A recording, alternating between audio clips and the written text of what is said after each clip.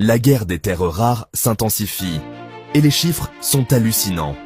En 2024, la Chine assure 69% de la production mondiale de terres rares. Près de 270 000 tonnes extraites. Les États-Unis, seulement 12%. Puis, la Birmanie, 11%.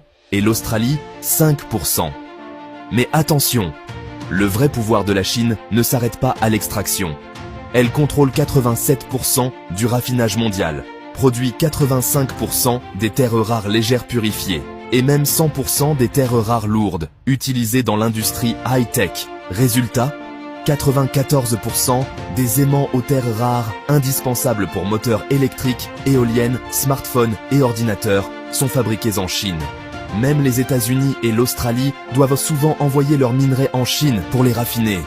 En 2019 déjà, la Chine produisait 92% des aimants permanents du monde.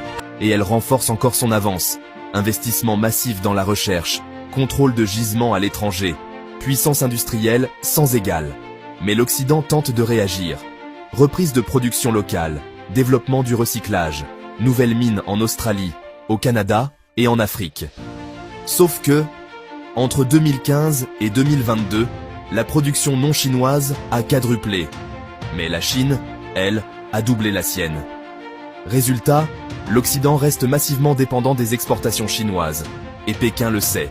En 2024, elle a suspendu ses exportations vers les États-Unis pendant les tensions géopolitiques. Un signal fort. Les terres rares sont une arme stratégique. Alors, qui pourra rattraper ce retard ? Qui pourra s'imposer face à la puissance chinoise dans cette guerre technologique et industrielle ? Dis-moi ce que tu en penses en commentaire. Abonne-toi pour suivre les prochains grands enjeux de l'économie mondiale.